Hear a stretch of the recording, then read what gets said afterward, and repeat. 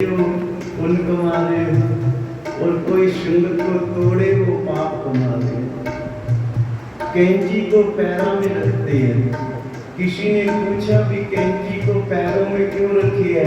कहने लगे कैंची तोड़न का काम करती है, काटने का काम करती है, इसलिए इसको पैरों में रखेंगे। तो सुई को पग में ढूंढ लिया, आखिर सुई को अपने सिर पे सजा के रख रहे हैं। ये सुई जोड़न का काम कर रही है। विचारण करो श्री इस जोड़न वाले की जय जयकार। जिन्होंने जोड़े है ना रब के साथ, उनकी तो भाई सदैव निरंकार के घर शबली है। और जो तोड़न का काम कर रहे हैं उसको गुरु नानक सच्चे पातशाह बख्शिश कर रहे हैं। असंख्य गल पाठ हत्या कमाई, किसी की बनी हुई बात को तोड़ देना, काट देना, एक हत्या करने के बराबर उसको पाप लगता है। इसलिए जोड़न का मेरे पातशाह बख्शिशिकारे ने जी दान दे भक्ति लाइन, वो भक्ति जोड़ दिया नहीं, रब के चरणों से किसी भी रूप में जोड़ दे। वाल्मीकि जी को रब के प्यारे महात्मा जी कहने लगे तू मरा मरा जब क्या कर, क्यों भाई?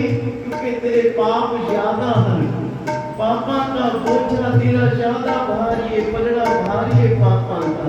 वो मरा मरा जपने लगा, मरा मरा जपते हुए राम राम का जाप हुआ और राम जी का रूप हो गया। विचारण करो श्री साधु लोग, संत लोग इसी जुगत के अनुसार जोड़ देते हैं, भक्ति में लगा देते हैं। इसलिए गुरु अर्जन देव महाराज ने बता देते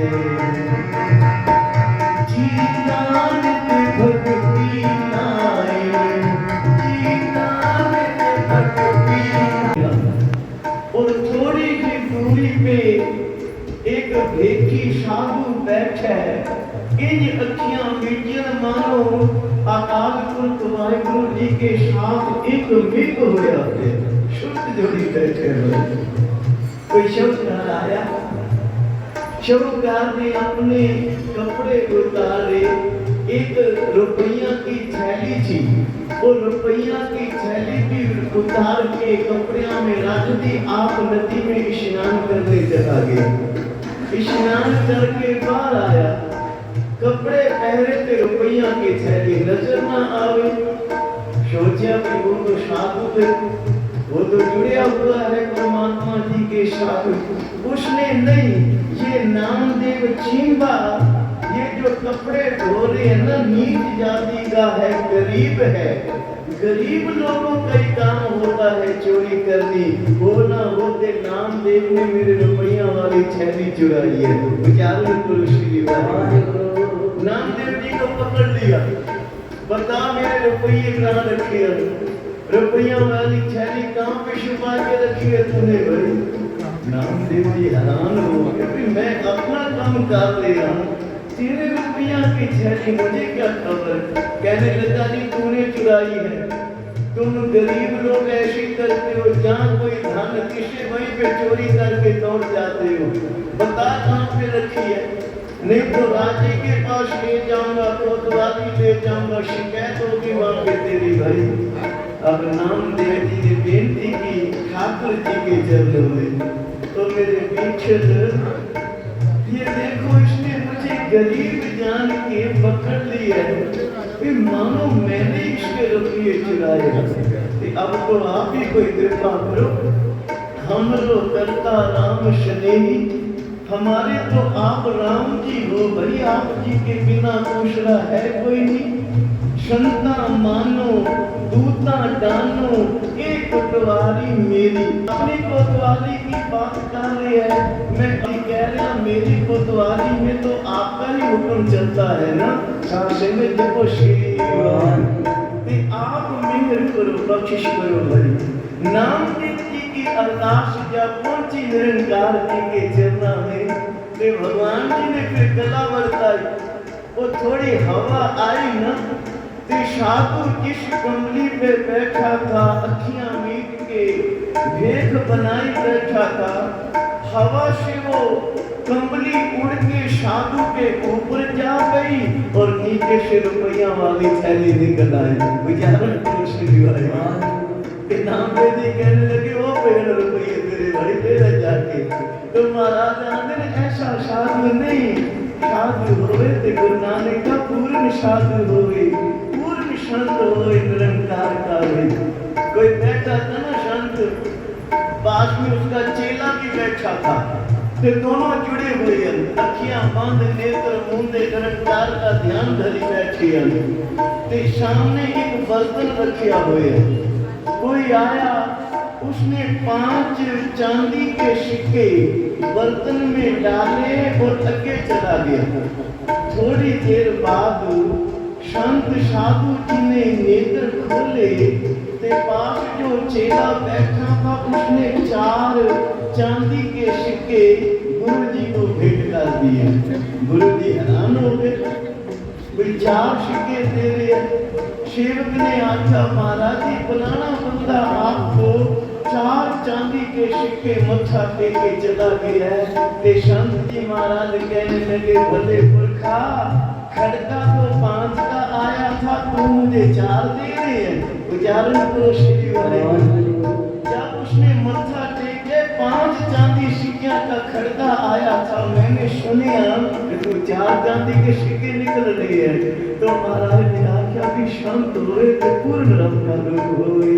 जैसे धन बाबा हिम्मत सिंह से महाराज संसार में आए, गुरु नानक का ही रूप है। आप उनके दर्शन करो स्वरूप पे तो मानो गुरु नानक जी का दर्शन पा रहे। हाँ, बाबा हिम्मत सिंह महाराज का तो नाम ले दिए ना, इस शरीर का रोम रोम किसी अमृत रस में भरपूर हो जाता है, हिम्मत आ जाती है शरीर में भाई। तो नमस्कार धन बाबा गुरुमुख सिंह जी महाराज, जिनके बच्चा आप सारे प्राप्त कर हो और इन्हीं महापुरुषों के लिए धन गुरु अर्जन देव पातशाह बख्शिश कर रहे हैं। कि जब नीचे उतरने लगे, नीचे देखो इतनी ऊंची आ गया, शान के विचारे थे। वहां पे फिर खुदा जी के चरणों में बेनती की है, अल्लाह ताला मैं सुखी शांति नीचे उतर जावा ना, एक सबसे कीमती बड़ा ऊंट उसकी कुर्बानी तेरे घर पे जाके करांगा। उजान करो श्री वाहिगुरु। शुक्र शुक्र खुदा जी के घर ते थोड़ा थोड़ा नीचे आ गया। थोड़ा नीचे आया तो सोचने लगा कि ऊंट तो बहुत ज्यादा महंगा आएगा, बड़े पैसे खर्च हो जाएंगे, नहीं उसको बकरा कुर्बान करांगे। ऐ खुदावंद करीम, एक बकरा तेरे दर पे आके कुर्बानी देवांगा, मैं सुखी शांति नीचे उतर जाऊंगा। थोड़ा थोड़ा और नीचे आ गया और नीचे आया, सोचा कि बकरा भी बड़ा महंगा होता है, इतने पैसे खर्च करके खुदा को कुर्बानी देनी है। अच्छा नहीं, एक छोटा सा कुकर मुर्गा जिसको कहते हैं, ऐ निरंकार मैं उसकी कुर्बानी देवांगा सुखी शांति। जब थोड़ा सा रह गया ना, सोचने लगा कि उसके पैसे भी क्यों खराब करना, सा रह गया तो एक मच्छर उसके नाक पे बैठा ना, मच्छर को मारा। मच्छर मार के कहने लगा है अल्लाह ताला ये मच्छर की कुर्बानी को भूल कर, और मैं नीचे पहुंच गया। उच्चारण करो श्री वाहिगुरु। तो भाई ऐसा नहीं, रब जी के चरणों में जो अरदास की है पूर्ण हो गई। मनी है सुखना सुखी एक अरदास की थी ना, पूरी करोगे तो जरूर सुख मिलेगा, जरूर खुशियां प्राप्त होंगी। अब सारे एक बार मिलके धन बाबा गुरुमुख सिंह महाराज जी का ध्यान करो, मिलके ये पंक्तियां पढ़े तो समाप्ति है और बाबा जी के दर्शन के सारे कराएंगे।